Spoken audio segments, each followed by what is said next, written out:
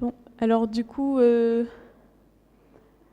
voulais lancer la discussion. Qu'est-ce que vous en avez pensé, peut-être, pour commencer? Est-ce que, est-ce que quelqu'un veut prendre la parole, faire un commentaire?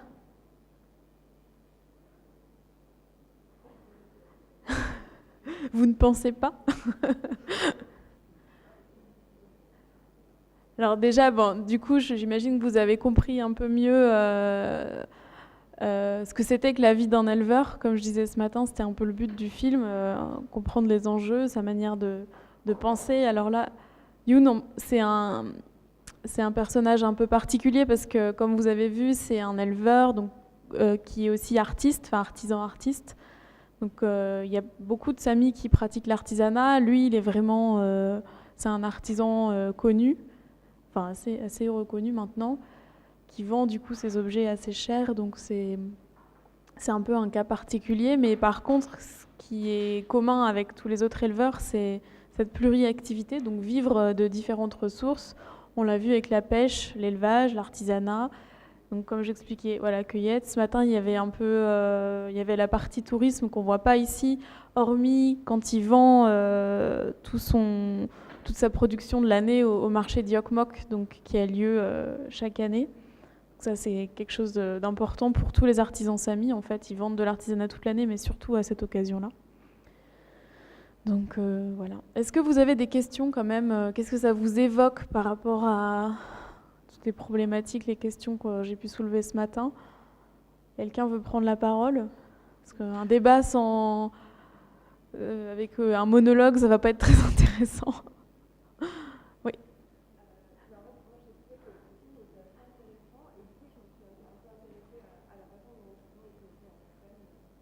Ouais.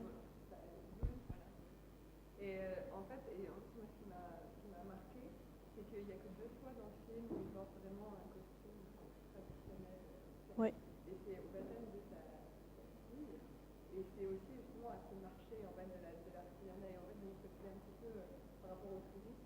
Ouais.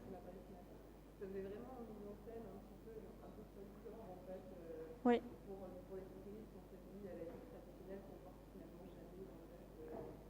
Ouais. Euh, oui. Alors pour le baptême, en fait, c'est pas vraiment juste parce que le baptême, en fait, il est pas public normalement. Donc là, il se trouve qu'il y avait le réalisateur, mais dans tous les cas, il aurait porté le costume pour. Ouais. Alors il y avait de la famille normalement qui, enfin, j'ai pas refait attention, mais en général, les gens mettent quand même peut-être pas l'intégralité du costume, mais certains symboles qui sont faciles à porter, comme la broche ou les chaussures ou le châle. Mais c'est vrai, en fait, la question du vêtement Sami, c'est une question qui est intéressante de ce point de vue-là parce que du coup, donc comme vous dites, au marché, les Samis portent leurs vêtements traditionnels. Alors il y a plusieurs raisons à ça. Déjà, c'est pas seulement une fête touristique, c'est aussi vraiment un marché Sami, c'est-à-dire que les Samis de toute la région viennent de très loin. Ils viennent de Kaotokeno, qui est à 7 heures de route, pour participer à ce marché. Donc certes, c'est devenu un événement touristique important. Ça attire maintenant 40 000 visiteurs, mais c'est aussi vraiment un événement Sami où il y a un bal Sami. Donc où il y a pratiquement que des Samis, c'est-à-dire que même quand on n'est pas Sami, qu'on va à ce bal pour voir, on se sent pas trop à notre place, quoi. Donc il y a un enjeu à porter ces vêtements dans les moments forts de la vie sociale, donc les cérémonies qu'on a vues, comme on a vu le baptême, mariage, etc. Aussi toutes les cérémonies un peu politiques, enfin les moments de décision, ils mettent leurs costumes quand ils siègent dans des assemblées représentatives, quoi. Il y a plusieurs aspects. Il y a aussi la question de se distinguer de l'identité, de montrer, d'être Sami et de le revendiquer. En particulier parce que donc là on le voit pas trop parce qu'on suit vraiment la vie d'un éleveur, mais en fait l'élevage est en déclin, donc il y a de moins en moins d'éleveurs. Et en fait, l'élevage, c'est très important dans le fait de se sentir Sami et d'être Sami, enfin dans la culture Sami. Et les autres éléments qui font ça, c'est de parler la langue Sami. et du coup de se sentir sami. Et donc beaucoup de jeunes maintenant ne parlent plus la langue. Donc le vêtement, c'est aussi un moyen de se raccrocher à cette identité et d'en faire la démonstration en quelque sorte. Alors justement, est-ce que vous avez vu dans combien de langues ils parlent dans le documentaire? Parce qu'ils ne parlent pas toujours dans la même langue. Ouais, ils parlent anglais quand ils s'adressent au réalisateur, ouais. Ouais, ils parlent en fait suédois et sami. Donc les commentaires que lui il fait, la narration qui a été enregistrée a posteriori, c'est en sami. Quand il parle parfois avec sa femme, c'est parfois en sami, parfois en suédois. Et...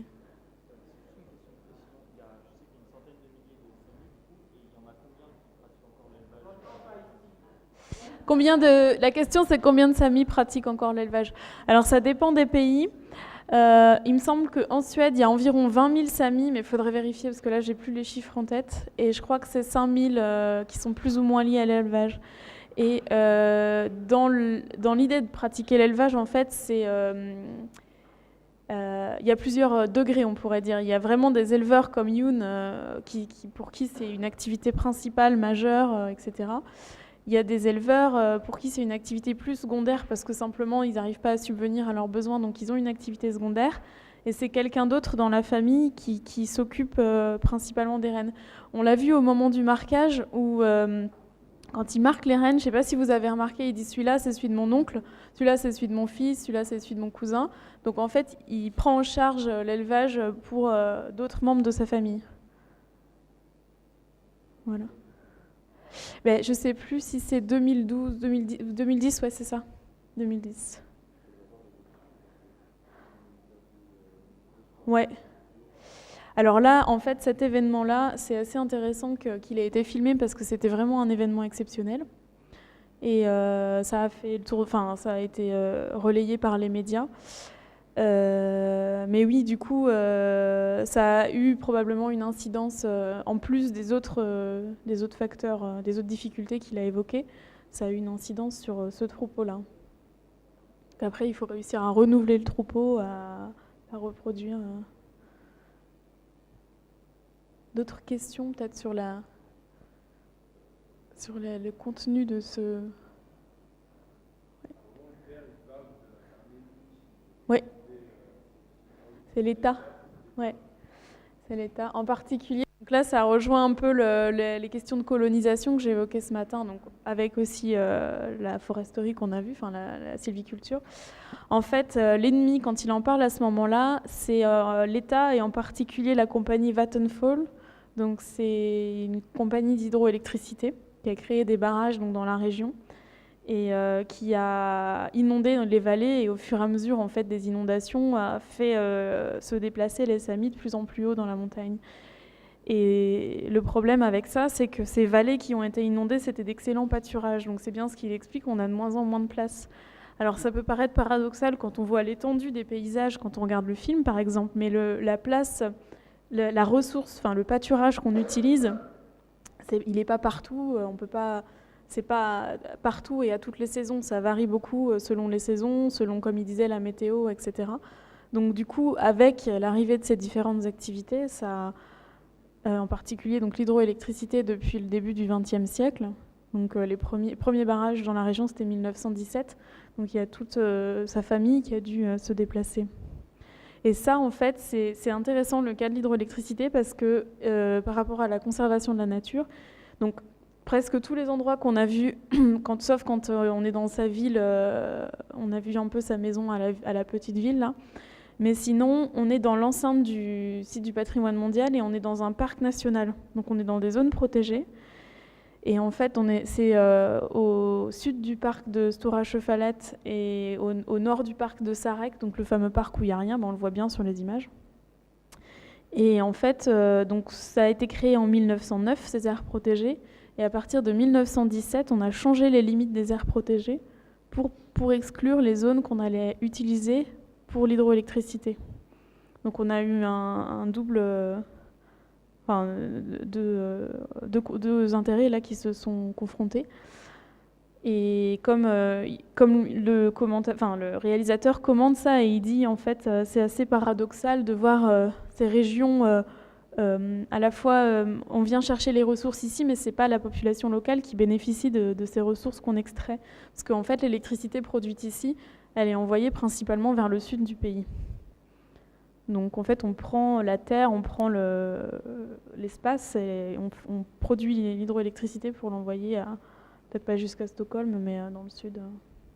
Et pour les mines, en fait, c'est pour les mines principalement qui servent elles-mêmes à envoyer, à exporter le minerai, quoi. Et donc, en quelque sorte, là, sur cette question-là, finalement, les projets de conservation de la nature, ils ont aussi été vus comme des choses apportées par l'ennemi. L'ennemi, c'est ça, c'est la colonisation du Sud.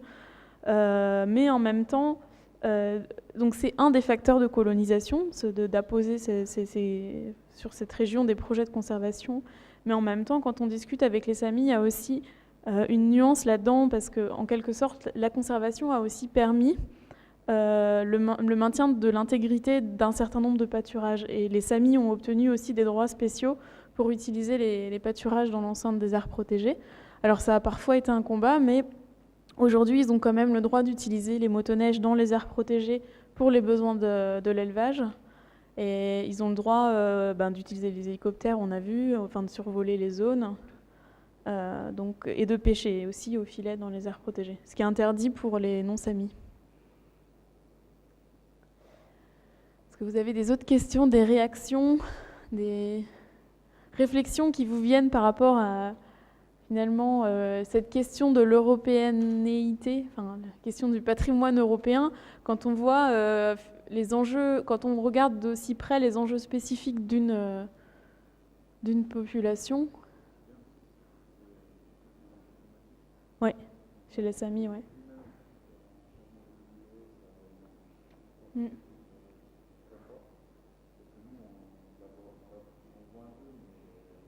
Mm.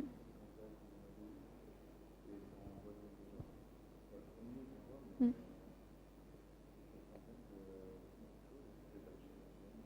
Mm. Oui. Oui, alors là, c'est un grand sujet. Alors en fait, là-dessus, justement, souvent, on étudie, quand on travaille sur le changement climatique, on va voir un peu aux extrêmes, là où les effets sont plus perceptibles. Donc, par exemple, dans l'équipe dans laquelle je travaille, il y a des projets de coproduction des savoirs sur le changement climatique, donc des scientifiques qui travaillent avec des éleveurs pour essayer de comprendre comment eux, avec leurs propres indicateurs, ils évaluent en fait ces changements et qu'est-ce que ça change.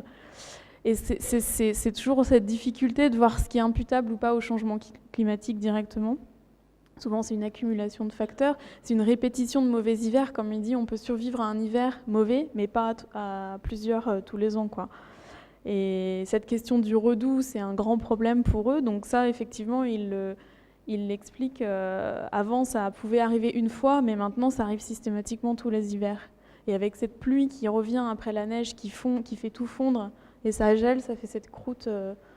Donc, effectivement, ouais, il y a ces enjeux-là. Et justement, et à l'échelle européenne et à l'échelle du monde, pour la COP 21 qui a eu lieu en novembre-décembre dernier, il y a eu un peu cette volonté justement de faire intervenir les peuples autochtones, de porter ces voix-là, parce qu'il y a le cas des Samis, mais il n'y a pas que ça.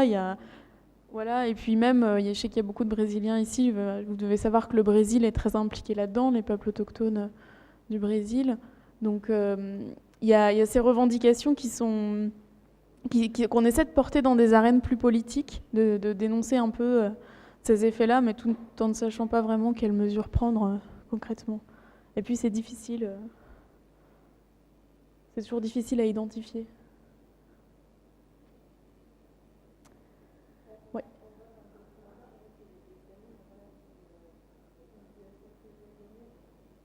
Ouais.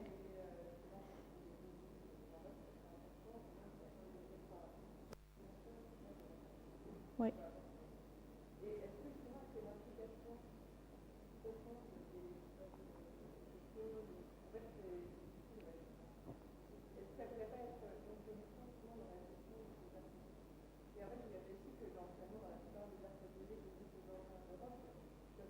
Non. Ouais. Ouais, ouais. Alors, il y a plusieurs choses. Bah, en effet, en Europe, déjà, les Samis sont le seul peuple autochtone. Et c'est pour ça que c'est intéressant aussi de regarder. Dans cette question de leur implication dans la gestion, bah, c'est toute la question que je soulevais ce matin sur cet enjeu aujourd'hui. C'est un enjeu contemporain, mais dans les faits, c'est pas encore, ça fonctionne pas encore très bien. Après, dans ce film, quand même, il faut voir qu'il y a une vision un peu romantique. Je ne sais pas si vous l'avez senti, parce que c'est un peu aussi ce qui fait l'esthétique du documentaire, et c'est joli, mais on voit un peu la vision du réalisateur qui romanticise un petit peu la vie de cet éleveur. Alors, il a quand même respecté, enfin, il a bien montré l'usage des techniques modernes, etc. Il a pas, mais tous les Samis déjà ne vivent pas comme Youn. Il n'est pas forcément représentatif de toute la population Sami, sachant qu'il y a beaucoup de Samis qui sont plus éleveurs, comme je disais. Donc après, on verra par contre, pour revenir à cette question de l'implication, donc dans le cours de demain, où comme je vous disais, on va parler plus de la gouvernance, donc de la mise en place d'une gestion du patrimoine mondial, où là, on va voir comment justement les Samis et les peuples autochtones en général, mais enfin en tout cas les Samis sont un bon exemple. Ils sont très politisés, donc ils sont très impliqués dans la défense de leurs droits, parce que forcément ça fait longtemps qu'ils se sentent opprimés et qu'ils luttent contre, enfin, qui sont dans un processus qu'ils nomment eux-mêmes de décolonisation. Et donc du coup, les Samis sont particulièrement bien organisés, mais même à l'échelle du monde, c'était parmi les premiers peuples autochtones à siéger dans des grandes instances internationales. Ils siègent aussi au Conseil de l'Arctique, justement, pour les enjeux climatiques. Et donc on va voir justement comment ils se sont saisis de cette patrimonialisation UNESCO pour faire valoir leurs droits et leur légitimité à gérer les terres. Et justement balancer un peu cette vision de wilderness de la région pour dire non, ce n'est pas une nature sauvage sans l'homme, nous y vivons depuis longtemps, certes nos traces sont peu perceptibles du fait d'un environnement, bah déjà du fait du nomadisme et puis aussi du fait d'un environnement qui n'autorise pas une implantation beaucoup plus forte. Et donc on va voir comment ils se sont servis un peu de cette arène qui était l'inscription patrimoine mondial pour défendre leur position, enfin leur vision de la gestion de ce territoire. Un peu, il commence par dire ça, le réalisateur, il dit finalement les Samis, on en a tous entendu parler, mais on ne les entend pas souvent parler eux-mêmes. Je ne sais pas si vous avez noté cette réflexion. Donc il y a cet enjeu qu'on retrouve très souvent chez les peuples autochtones, en particulier ceux qui sont politisés, mais aussi dans les populations qui ont des revendications comme ça.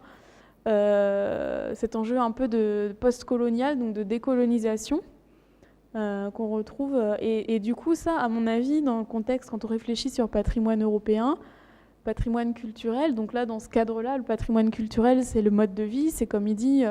je m'interroge sur le futur, ça me fait peur, je ne sais pas si les Samis existeront encore et ce mode de vie existera encore dans plusieurs années.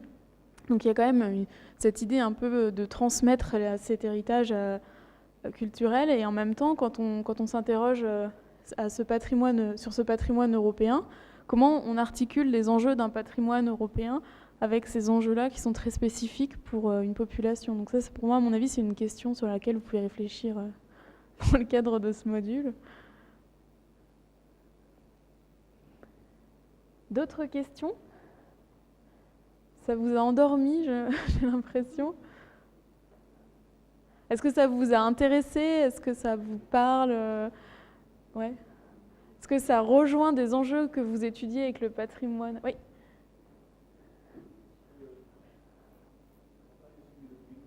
Oui.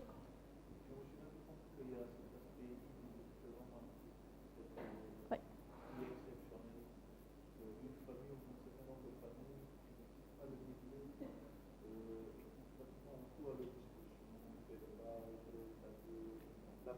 Ouais.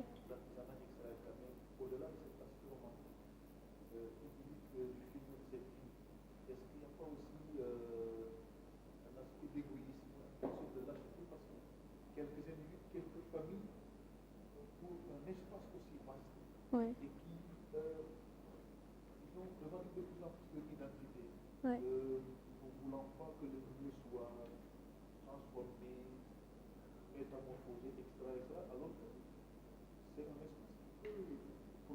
À tout partager. Ouais. Ouais.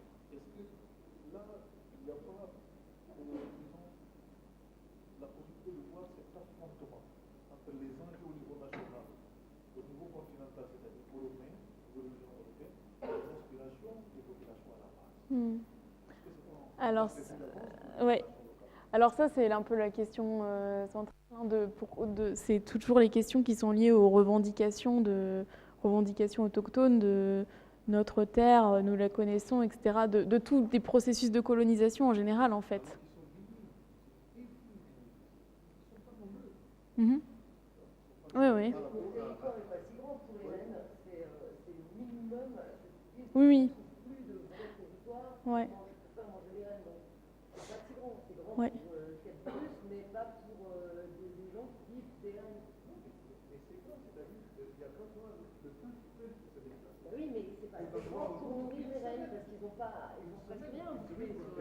Ouais.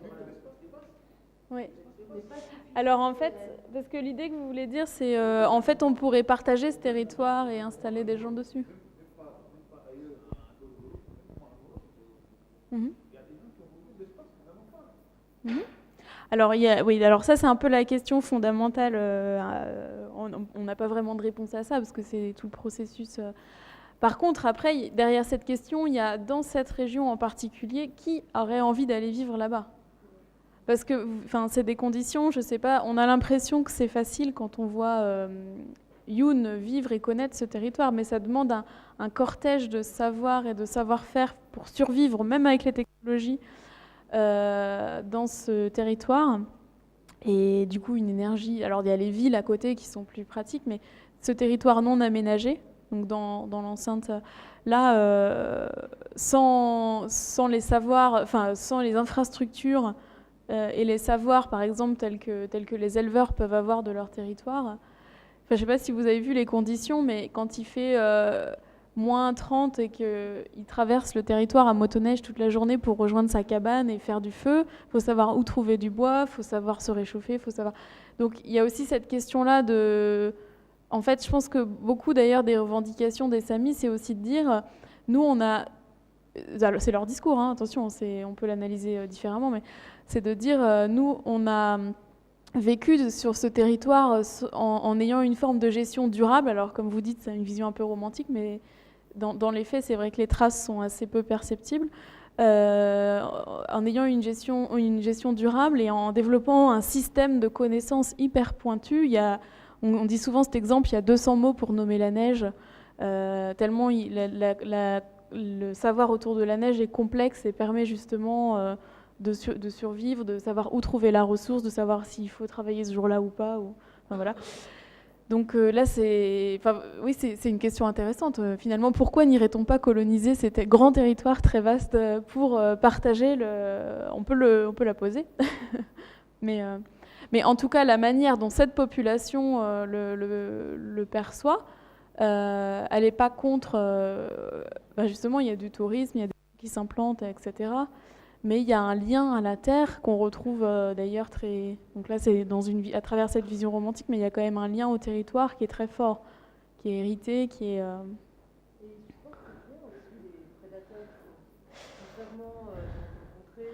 Ouais.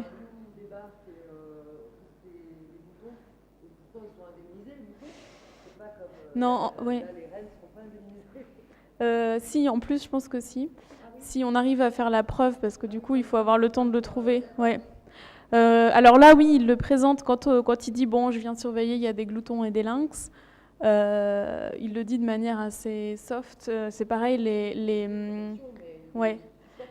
Alors, c'est comme dans tous les parcs nationaux, en fait, quasiment.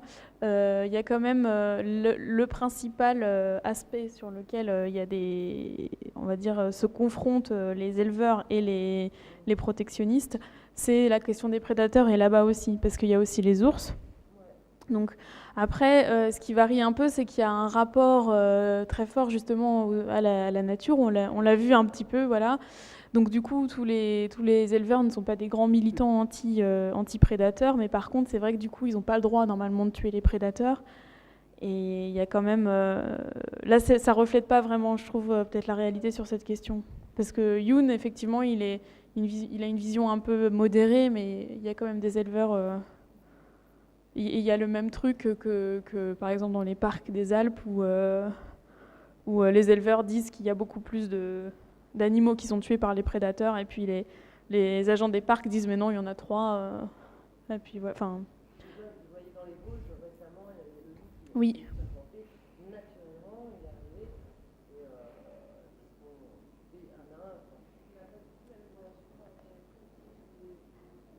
Ouais. Oui. Ouais. Ouais. Ouais.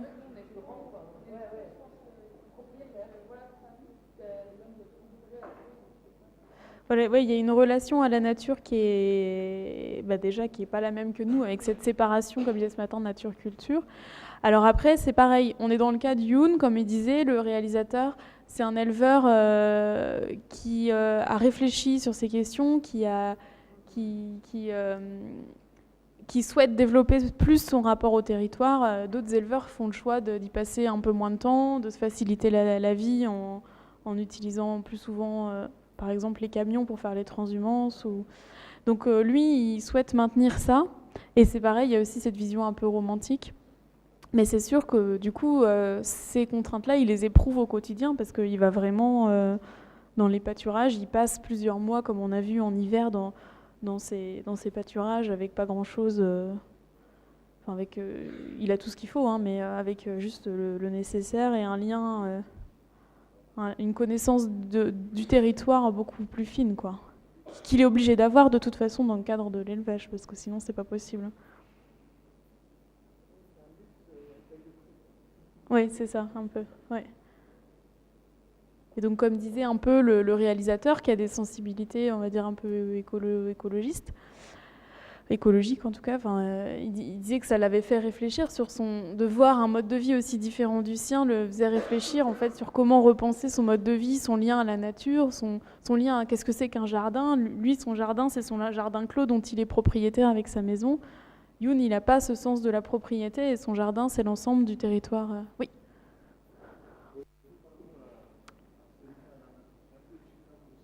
Oui.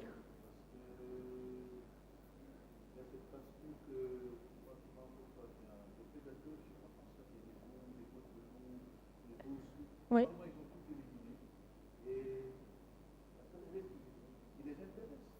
Il n'y a que comment? Oui. Mhm. Alors, s'il y a des prédateurs hein, dans cette région, ça je peux. Euh, alors, je suis pas sûre de comprendre le sens de la question. Ouais. Alors, vous voulez dire que, est-ce que vous voulez dire que c'est, par exemple, l'élevage a tout. Ouais. Alors, c'est une vision. Non, mais c'est une vision je veux dire, c'est un discours, il existe vraiment de la part de certains acteurs. Alors, oui, je vois ce que vous voulez dire.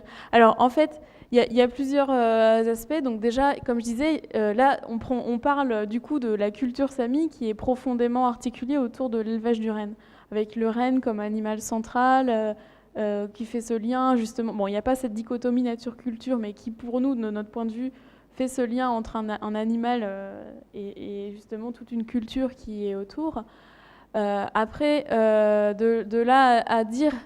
Alors, il y a effectivement des environnementalistes qui défendent l'idée que cette région est surpâturée, que l'élevage est trop intensif et que... Alors, attention, là, on a vu des images tournées à certains moments. Déjà, des troupeaux de rennes comme ça, c'est une fois par an. Quand ils les rassemblent en 10 000, c'est une fois par an. C'est sur un territoire qui fait des milliers de kilomètres carrés. Hein. Donc les rennes, il faut remettre dans ce contexte-là. Mais certes, il y a effectivement une critique sur le surpâturage.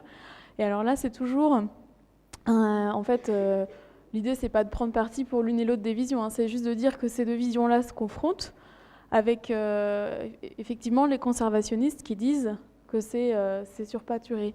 Après, les parcs nationaux démontrent bien quand même que la présence des parcs nationaux, ça démontre bien quand même qu'il y a aussi, même quand on regarde les rapports de suivi de conservation, il y a une diversité, c'est des espaces vraiment avec une très forte naturalité, on pourrait dire.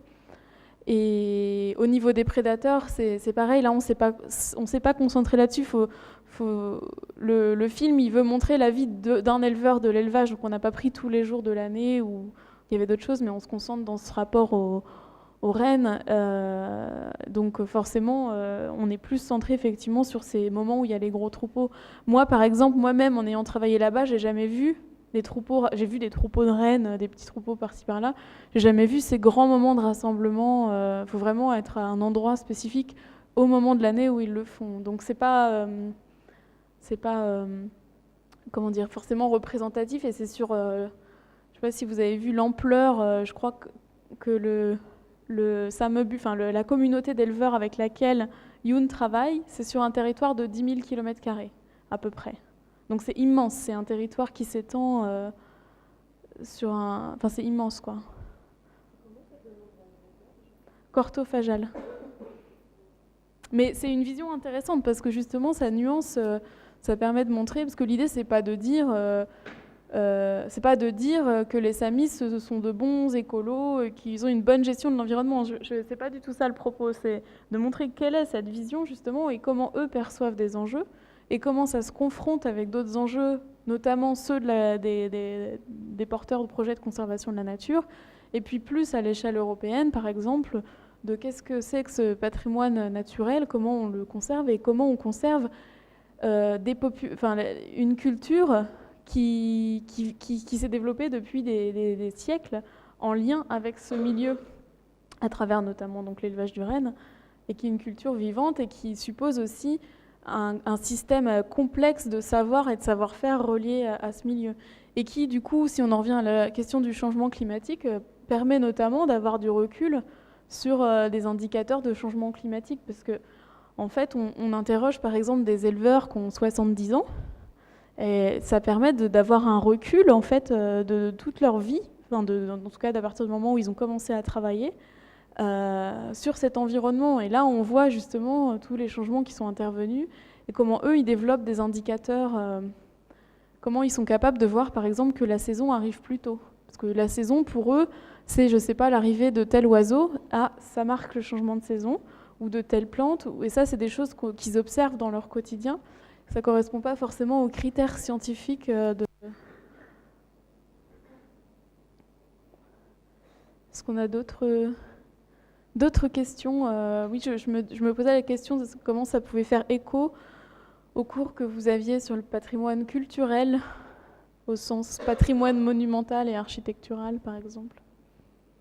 Parce que là, on est vraiment dans une autre forme de culturel, comme le disait Madame Bayon.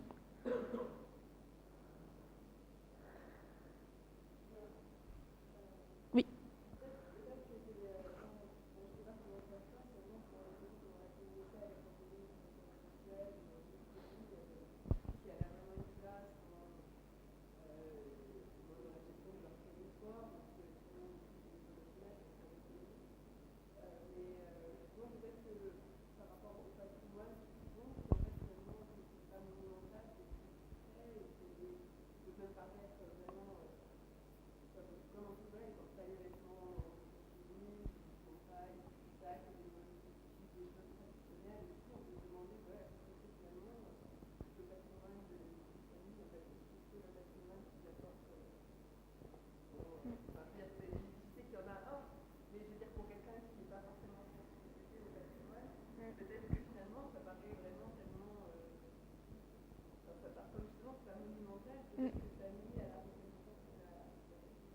Oui. Oui, non, mais je vois l'idée, ouais. Il y a ça, puis il y a cette question que j'évoquais au départ d'un patrimoine vivant, en fait.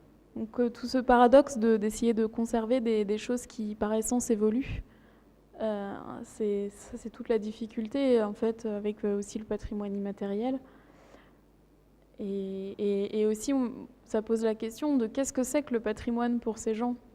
C'est-à-dire que leur vision du monde, leur rapport au monde, ne va pas forcément aboutir à la même définition de ce qu'est leur patrimoine, de ce qu'ils veulent transmettre. Et...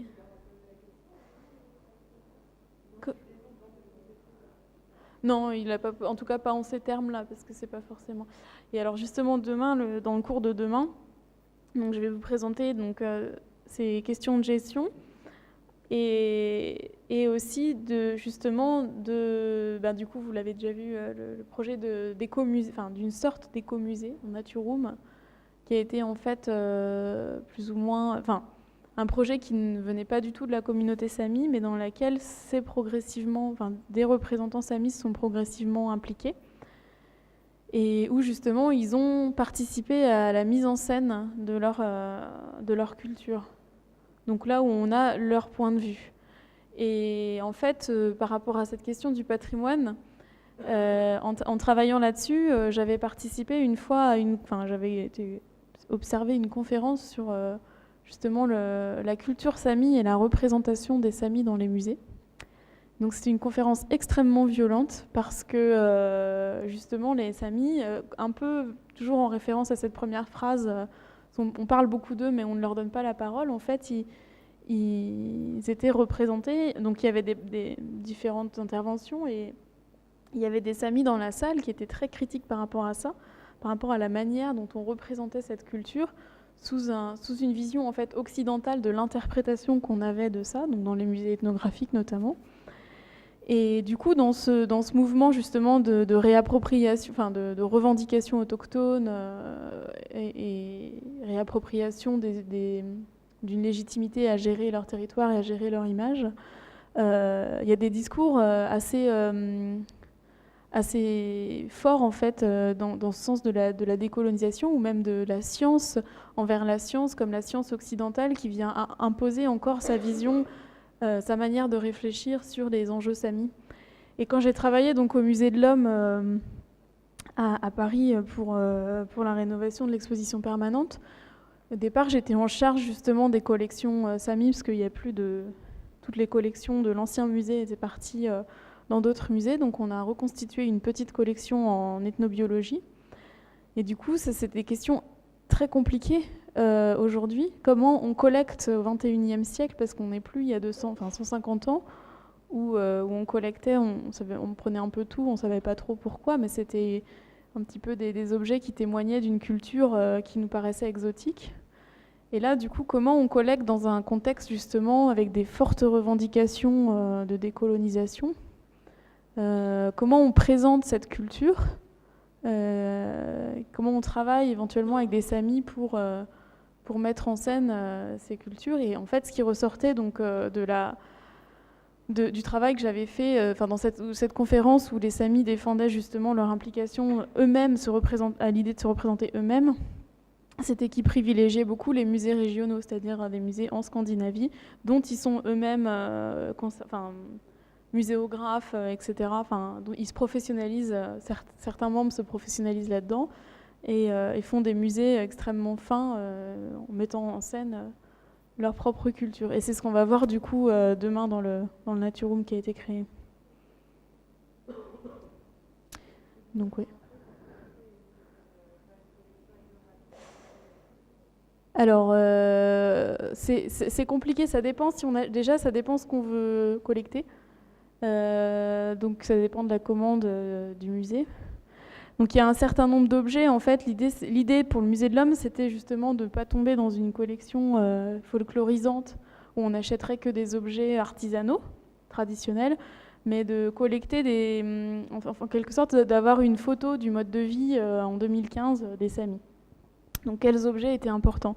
Sachant que la culture matérielle chez les Samis, c'est assez limité, parce que comme tous les peuples nomades, ils transportent traditionnellement un minimum d'objets parce que c'est lourd, donc on transporte, on utilise le principal, quoi. Donc du coup, on a eu toute une réflexion là-dessus. On a contacté une institution qui s'appelle Sami Dwadji. En fait, Dwadji, c'est le label, c'est une sorte de label qui a été créé pour certifier que les objets artisanaux sont fabriqués par des Samis. Donc on les a contactés et on leur a demandé pour représenter le mode de vie aujourd'hui. Enfin, on avait déjà une idée, mais quels objets vous seriez prêts à nous vendre pour représenter le mode de vie, etc. Donc ça correspond à peu près à notre liste. En fait, c'est les objets qu'on a vus dans le film. C'est un couteau, il y a toujours un couteau, une tasse pour boire, une cafetière qu'on peut mettre sur le feu, des jumelles, on a vu l'importance des jumelles. Après, il y aurait éventuellement une motoneige si on avait la place. Après, il y a des aliments, donc on a collecté des aliments qui sont exposés du coup, mais qui sont reconstitués. Et puis on a acheté des objets au marché d'Yokmok, en précisant bien que c'était pour le musée, donc que les artisans soient d'accord que leur objet... Enfin, après, bon, comme dit Youn... Ouais. Oui. Ouais. Alors après, dans la conception de la vitrine au sens strict, on leur a dit, mais ouais, voilà, pas la scénographie, mais sur les contenus, oui, on a. Après, on s'est nous-mêmes auto-censurés, c'est-à-dire que par exemple, on n'a pas recueilli de vêtements, parce que le vêtement, on sait que c'est quelque chose de très sensible, donc on n'a pas mis de vêtements. Et pour aucun autre, d'ailleurs, il y a d'autres communautés qui sont présentées, donc il y a eu un choix de ne pas mettre de vêtements, parce que le vêtement, c'est un peu folklorisant, c'est-à-dire que si on n'explique pas bien le contexte, on ne veut pas que les personnes qui voient juste la vitrine comme ça, ils se disent « Ah bah tiens, les Samis, ils s'habillent toujours comme il y a 100 ans ». Donc c'est pas le... Donc sinon, l'idée c'était de mettre un mannequin avec la moitié un vêtement moderne, comme on le voit, et l'autre moitié traditionnelle, et l'expliquer. Et vu que c'était pas le propos de la vitrine, du coup on ne l'a pas fait. Et après, du coup, on a commandé... à Youn justement, donc en fait Youn il fait le réalisateur, on le connaît bien parce qu'on a travaillé avec lui justement ensuite sur un film de 5 minutes qui est présenté aussi au Musée de l'Homme, donc sur la journée d'un Sami, donc c'est beaucoup moins développé que ça, mais c'est pour montrer justement ce mode de vie un peu quotidien et en vivant quoi, justement ne pas tomber dans une image figée folklorisante. Donc on a un petit film et quelques objets associés. Et donc le film, il est tiré des rushs en partie de ceux qui ont amené à ce documentaire. On a commandé un objet à Youn. Donc il a fabriqué l'objet pour le musée. Donc on a essayé de respecter cette démarche éthique. Alors là, je le présente de manière un peu idéale. Ça ne se passe pas toujours de manière simple dans la réalité, hein. Mais en tout cas, on a essayé d'être transparent et donc on lui a commandé un objet qu'il a fabriqué pour le musée, dont il sait qu'il sera exposé. Donc c'est un harpie. C'est le même objet, enfin c'est pas le même, mais c'est le type d'objet qu'on le voit fabriquer. C'est cette espèce de casserole en bois avec les bords recourbés qui servait en fait jusque dans les années 50 pour traire les rennes. Donc aujourd'hui on ne traite plus les femelles parce que ça prend trop de temps puis on vit plus assez à proximité des troupeaux. Mais avant on trayait les femelles. Et vu que c'est des animaux très mobiles, comme vous avez vu, dès qu'il y a un moustique, hop, il donne un coup de pied. Les bords sont recourbés pour pas perdre trop de lait.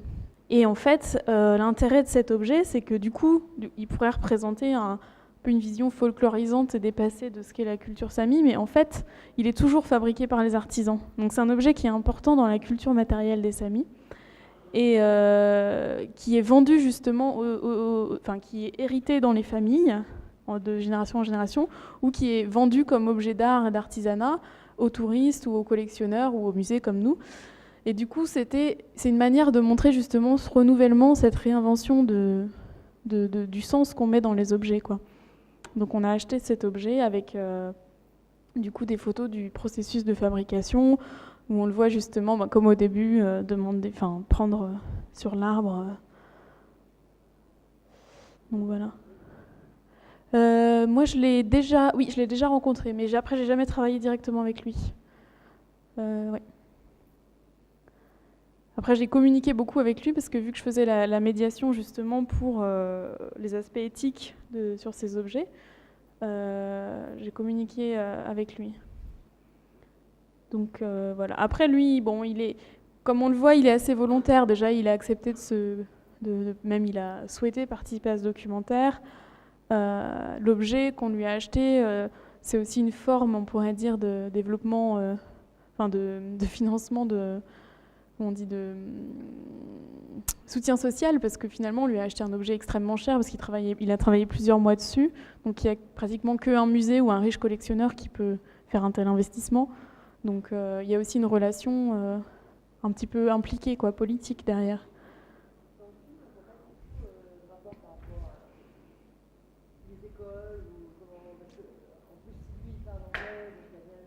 Ouais. Non.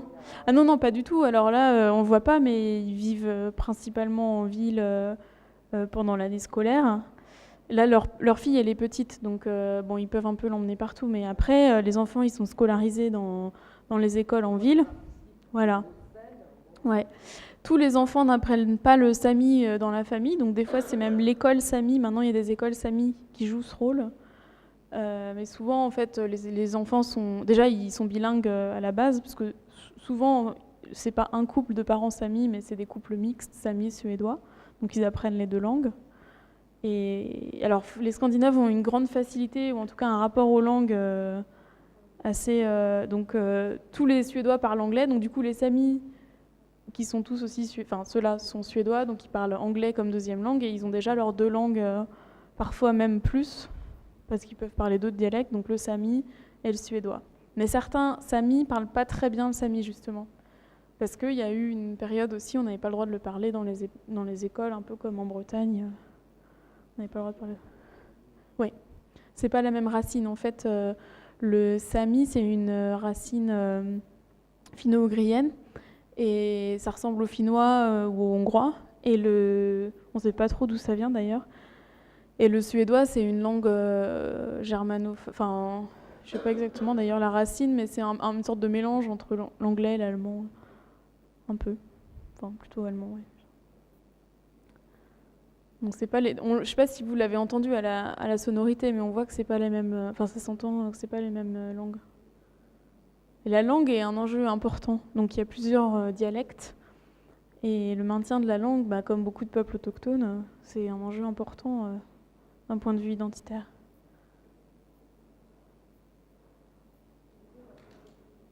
Comment ? Ouais, il y a des écoles samis, il y a même des jeunes samis, donc souvent ils sont assez impliqués maintenant dans le maintien dans ces questions identitaires. Donc il y a même des jeunes samis qui vont à l'université pour étudier en détail le sami. Ouais. Parce qu'ils n'ont pas forcément eu... et même les familles samis, en fait, il y a eu une période où c'était beaucoup moins valorisé, c'était même l'inverse, quoi. C'était la honte de parler sami. Aujourd'hui, c'est complètement revalorisé, donc c'est même l'inverse. Quand il y a un couple mixte, on essaye de mettre un point d'honneur à bien parler les deux langues à l'enfant pour qu'il apprenne bien les deux langues. Et après, il y a une complexité dans la langue sami, notamment justement pour décrire le paysage, etc., qui est lié à ces déplacements et à cette connaissance fine du paysage, qui n'est pas la même, qu'on ne va pas forcément retrouver de la même façon dans la langue suédoise. Donc c'est important aussi pour les éleveurs de pouvoir parler sami. On a une étudiante qui a fait un travail sur la toponymie, justement, pour démontrer ça, pour expliquer comment les toponymes, en fait, reflétaient la complexité du rapport au territoire. Et puis elle montrait, par exemple, que les sommets des montagnes n'étaient même pas nommés, alors qu'il y avait une complexité de toponymie aux endroits utilisés, et les sommets dont on ne se sert jamais, hormis leur forme de loin pour se repérer et s'orienter dans les transhumances, en fait, ils ne sont pas nommés dans la langue. Alors, avant, non, mais aujourd'hui, oui, c'est important. On l'a vu. Ouais. Alors, justement, c'est très compliqué. Alors, l'étudiante, elle a travaillé là-dessus et elle continue à travailler là-dessus. En fait, ce qui s'est passé, c'est que les toponymes reconnus en Suède, ils étaient en suédois. Donc, il y a eu des traductions approximatives des mots au moment où on a fait des toponymes, au moment où on a fait les cartes. Donc, du coup, déjà, il y a plusieurs manières de décrire, d'écrire les noms. Et des fois, c'est des approximations, comme on dit, phonétiques. C'est-à-dire que ça a un sens en sami, en suédois, ça ne veut rien dire parce qu'on a juste recopié ce qu'on avait cru entendre, par exemple. Donc, en ce moment, il y a un énorme travail de recherche qui est conduit sur la toponymie, parce que justement, avec le fait qu'on ne fait plus toutes les transhumances à pied ou à ski, on perd ce savoir, parce qu'on le connaît quand on baigne dans le territoire, en fait, ça se transmet comme ça. Donc il y a un enjeu de transmission du savoir, donc il y a un travail très important qui est mené pour essayer de faire l'inventaire de ces toponymes et de les transposer sur les cartes et corriger les cartes. Mais du coup, c'est les agences suédoises qui produisent les cartes. Après, elles sont réutilisées par les Samis aussi, mais ils ne vont pas forcément nommer pareil. Alors, non, c'est plutôt une société à tradition orale. Après, aujourd'hui, ils écrivent. Donc, comment ? Non, il y a juste quelques... C'est le même alphabet que nous, il y a juste quelques petits signes en plus. Non, c'est... Mais ça, par contre, c'est pareil, c'est pas complètement stabilisé. Enfin, il y a des mots où il y a plusieurs orthographes possibles. Et puis, il y a plusieurs dialectes. Donc, il y a le... Youn, il parle le Sami du Nord. Il y a le Sami de Loulé, qui est plus au sud. Et il y a d'autres, il y a le Skolt et le Sami du Sud, c'est les 4 grands dialectes. Et ça suit. Donc, je ne sais pas si vous vous souvenez de la carte de ce matin. Donc, on avait la carte du territoire de Sapmi qui recouvre une région internationale, donc qui est déjà pas la même région que les frontières internationales. Et les dialectes, en fait, les frontières, un peu frontières poreuses entre les dialectes, elles sont encore dans un autre sens. Donc, c'est assez complexe. Et du coup, les groupes se définissent aussi par rapport à leur dialecte. Donc il y a les Skolt qui sont sur la péninsule de Kola. Là, c'est assez différent de ce qu'on va observer en Suède. Alors que des Samis de Norvège vont être plus proches de certains Samis suédois.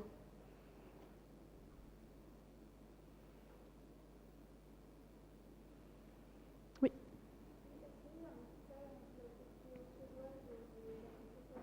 Oui. Mais il y a... Ouais. Ah. Ouais. Alors, ça c'est une question compliquée parce qu'il n'y a pas une vision des choses. C'est comme il n'y a pas une vision Sami, il y a plusieurs. C'est compliqué à répondre. Il y a une forme de, quand même historiquement, il y a une forme de racisme envers les Samis. Et après, il y a aussi une forme de valorisation par d'autres. Enfin, il y a des personnes qui vont valoriser cette culture. Mais il y a, de manière générale, surtout quand on est dans le nord de la Suède où on connaît plus les Samis, il y a quand même, les gens sont assez racistes les uns envers les autres. Et il y a, je ne sais pas si vous connaissez ça, mais dans l'histoire des Samis, ça c'est une des raisons pour lesquelles c'est un peu dur et qu'il y a des revendications fortes, mais les théories eugénistes, ça vous parle un peu ? Donc on se servait par exemple des Samis qu'on avait justement sous la main pour montrer l'infériorité de la race Sami par rapport à la race aryenne. Donc sur la base de mesures morphologiques du corps, etc. Et puis que le Sami était un peu... sur la base aussi de traits culturels pour montrer l'infériorité de la race. Donc ça, c'est quelque chose qui est encore assez ancré dans les mémoires. Donc, et il y a quand même une forme... il existe, en tout cas, on peut pas, je ne saurais pas dire si c'est dominant ou pas, mais il existe une forme de racisme d'un côté. De l'autre, il existe une grande ignorance, c'est-à-dire qu'il y a beaucoup de Suédois qui ne savent pas qui sont les Samis, qu'il y a un peuple autochtone au nord de leur pays, ou alors ils en ont une vague idée parce qu'ils l'ont vaguement appris à l'école.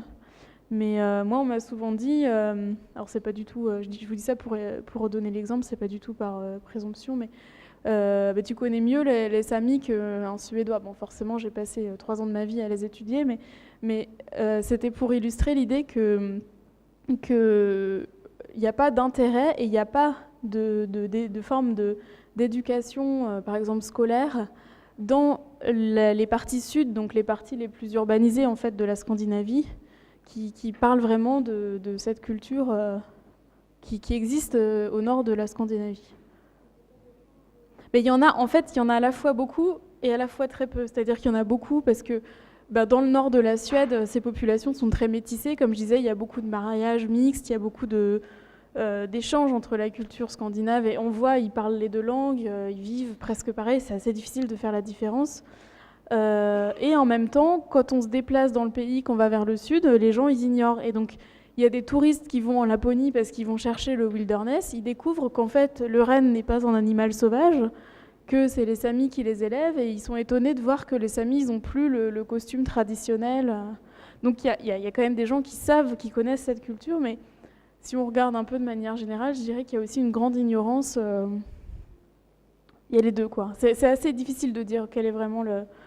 Je sais pas, est-ce que par exemple vous aviez entendu parler avant aujourd'hui de ce peuple autochtone qui vit au nord de la Suède, enfin au nord de l'Europe? Comment? Un peu? Ouais. Mm. Alors souvent, en plus, c'est connu sous le nom de Lapons. On dit les Lapons, sauf que les Lapons, c'est un terme péjoratif, parce que c'était justement le terme raciste pour dire...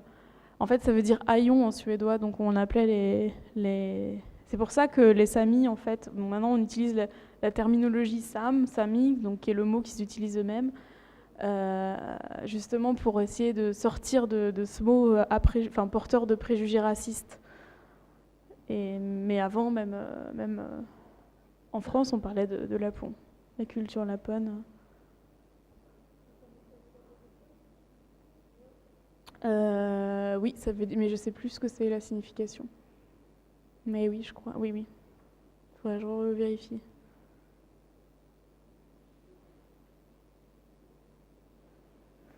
Est-ce qu'il y a d'autres questions? Oui. Oui.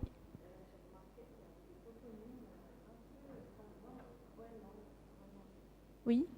Danois. Ouais. Ouais.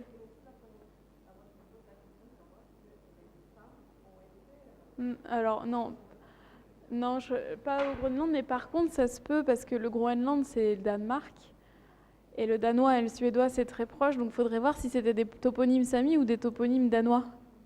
Je sais pas. Là c'est une question. Faudrait voir précisément en fait. Je saurais pas dire.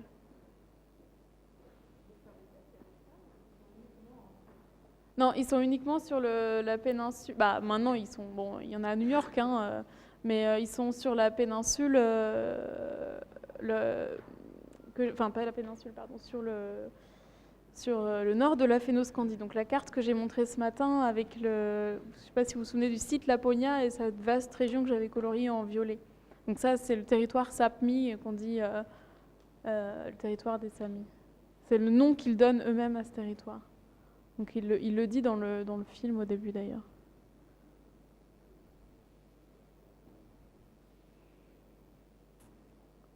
D'autres...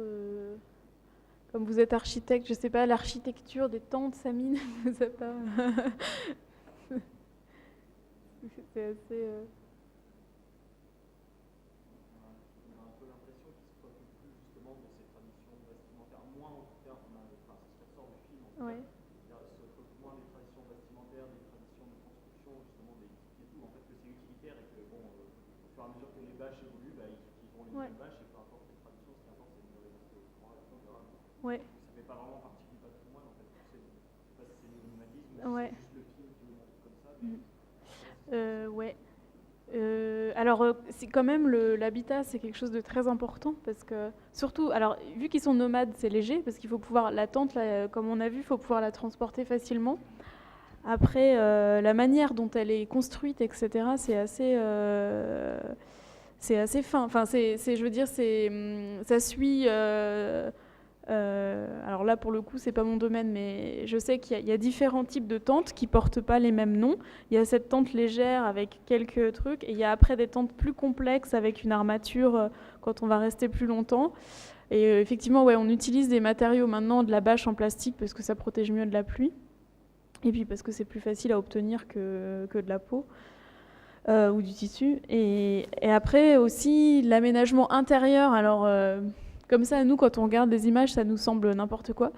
Mais en fait, c'est extrêmement réglementé. C'est la femme qui s'assoit au fond de la tente près du feu. Donc, ça respecte les anciennes croyances samis, donc, qui préexistent à la colonisation, à la christianisation. Donc il y avait une croyance en plusieurs dieux. Donc il y a un dieu qui protège le feu, un dieu qui protège la tente, un dieu qui protège l'entrée. Et donc on n'a pas le droit de passer au-dessus du feu, par exemple, c'est un interdit, c'est un tabou. La femme est toujours près du feu et l'homme en face, donc il y a une configuration comme ça. Et les invités ne doivent jamais aller s'asseoir au fond de la tente, sauf s'ils y sont invités. Et donc on sait son statut par rapport à la famille, par rapport à la place où on peut s'asseoir dans le laveau, on dit, dans la tente. Et après, donc, c'est organisé pour que les enfants dorment derrière il y a un petit drap qui est suspendu, les enfants dorment d'un côté, les parents de l'autre. Pareil, c'est très normé. La manière dont on installe le feu, les pots, la cheminée et tout. Bon, je connais pas bien, il faudrait en parler plus en détail avec des spécialistes, mais en fait, derrière ce côté qui paraît un peu de bric et de broc, c'est hyper organisé et ça suit des traditions très anciennes, quoi. Et par contre, le construit plus récent, là, ce qu'ils appellent les stugas, donc ces petites maisons en bois, là c'est beaucoup plus récent, c'est les mêmes que tous les Suédois ont, c'est pratique, ça s'importe, etc. Il n'y avait pas c'était pas sédentaire, les villages n'étaient pas sédentarisés, quoi. Avant, on vivait dans ces tentes avec quelques-unes recouvertes de tourbes qu'on laissait, donc qui étaient vraiment des installations à l'année, enfin qui restaient, quoi. Et où là, on stockait la nourriture, par exemple, mais pareil, avec une architecture très... Donc demain, dans la présentation du Nature Room, il y a des exemples. En fait, ils ont créé... à l'extérieur du musée, en fait, ils ont recréé un village, en tout cas des habitats traditionnels Sami. Donc on va voir à quoi ça ressemble exactement, comment c'est fabriqué. Et donc le Sami, l'éleveur qui l'a fait, et il s'est inspiré justement de modèles, il allait voir comment, c'était marrant d'ailleurs, il allait voir comment était fait celui de son grand-père, et il a refait les dimensions pour que ce soit accessible aux personnes handicapées, parce qu'en Suède, les normes d'accessibilité sont hyper drastiques, donc il fallait les respecter. Donc il a agrandi tous les plans pour refaire un guati, ça s'appelle, à l'identique de ceux de sa famille, en les agrandissant pour les handicapés. Ouais. Ouais. Ouais. Ouais. Mm. Mm. Alors, la Norvège, je connais moins. Par contre, je ne pourrais pas dire exactement ce que ça... ça a changé beaucoup dans la reconnaissance, ça c'est sûr. Après, dans la pratique, je ne sais pas. Par contre, ce que ça a changé, c'est que ça a encore plus attisé du côté suédois justement le fait que les Samis suédois ne soient pas reconnus comme peuple autochtone et que la Suède n'ait jamais ratifié la convention ILO 169. Donc une convention qui reconnaît, une des seules conventions internationales qui reconnaît les peuples autochtones, ça a attisé un peu justement encore plus les mouvements suédois pour essayer d'obtenir le militantisme dans ce sens-là. Après, la Norvège est plus en avance sur la question, si on porte un jugement de valeur comme ça, hein, mais la Norvège est plus en avance sur la question que la Suède. Par contre, il existe aussi un parlement. Les Samis sont, comme je disais, sont très politisés. Ils ont des représentants, des porte-paroles dans les instances internationales.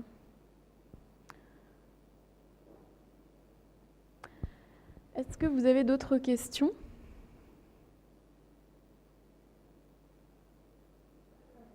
Oui. Ouais.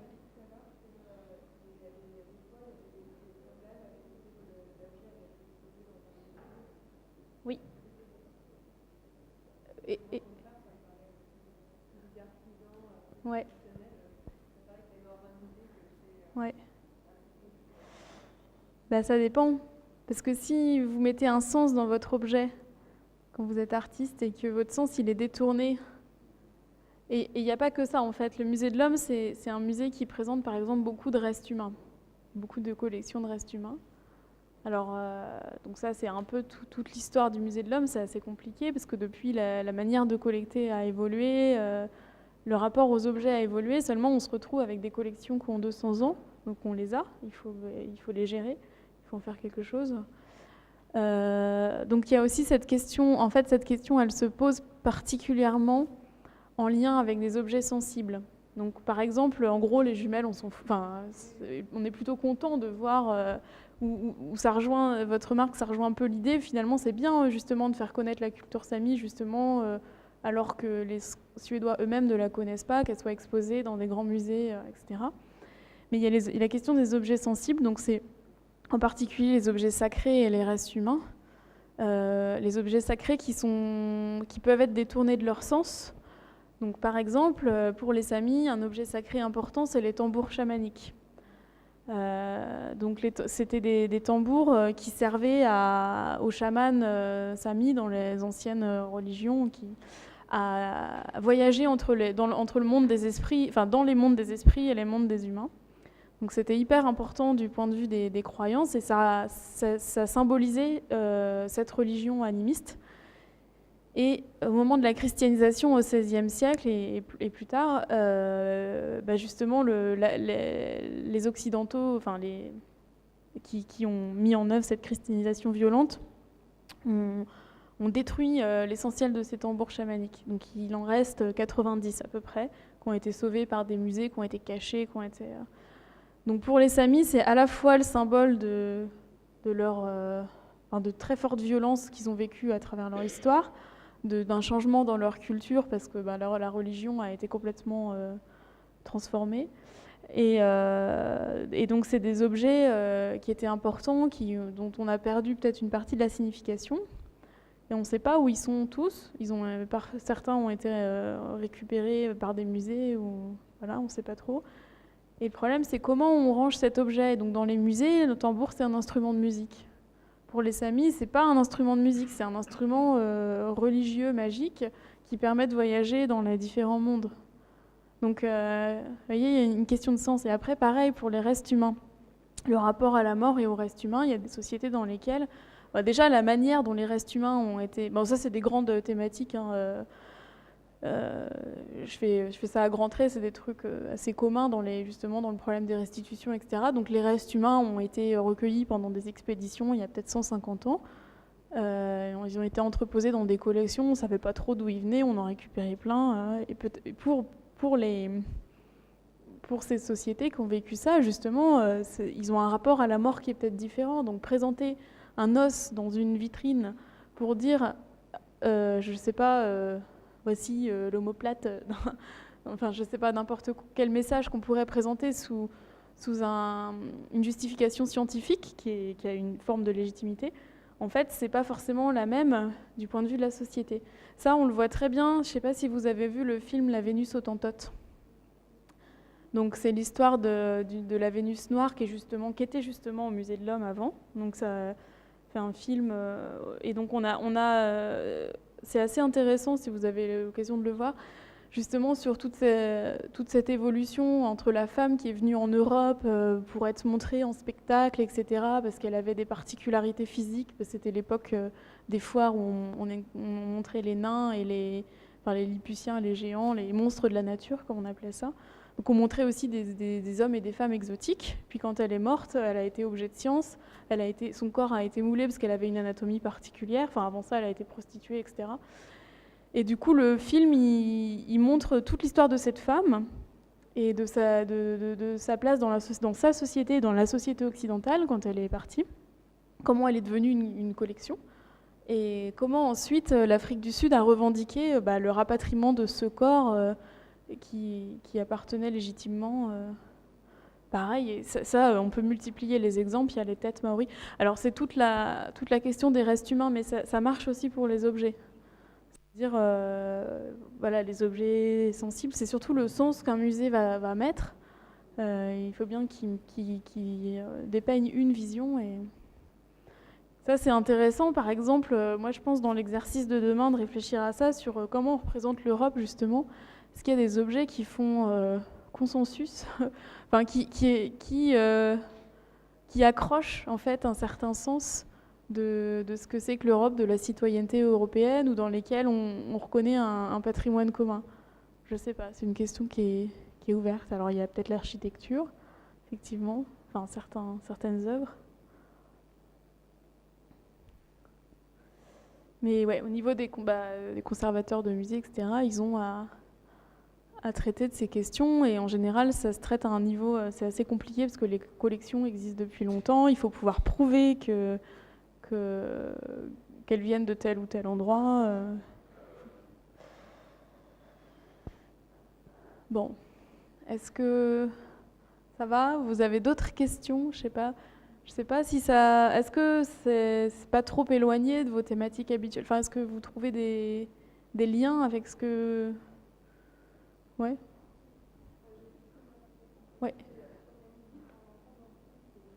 Ah oui, c'est musique sami, ouais. Je voulais le dire d'ailleurs, ça c'est important. Alors c'est les yoik. Alors là, elles sont contemporaines, mais ça existe depuis très longtemps. C'est des chants sacrés en fait qui racontent le monde et le rapport au monde et le rapport aux gens. Et la dernière, elle était traduite, mais toutes les musiques, même celles où pendant un peu bizarre là, pendant l'abattage des rennes, c'est des musiques un peu électro-sami quoi. Enfin, c'est un peu ouais. Et ouais, donc le yoik, c'est le chant, comme on dit, quand on alterne voix de tête et voix de d'un point de vue, il n'y a pas un musicologue dans bon, c'est des chants comme le yodel en fait en Autriche, enfin dans le Tyrol. C'est le même principe un peu, on alterne voix de tête et voix de ventre, je crois. Enfin, voix de... Bon. Et du coup, ça raconte des histoires, c'est comme des poèmes un peu, donc il y a des livres là-dessus, sur l'essence des yoïks. Chaque personne a son yoïk attitré, etc. Ah ouais, ouais, il y a des artistes. Bah, la fille qu'on entend, Sofia Yanok, elle est hyper connue au nord de la Suède. Il y a même un Sami qui a fait le buzz l'année dernière parce qu'il a fait The Voice suédois. Et en fait, apparemment, il chantait hyper bien, donc il a fait un gros buzz en Scandinavie parce que tous les Samis étaient super contents de voir leur chant comme ça. Enfin, la performance artistique, là, pour le coup. Voilà. Bon, je crois qu'on va s'arrêter là.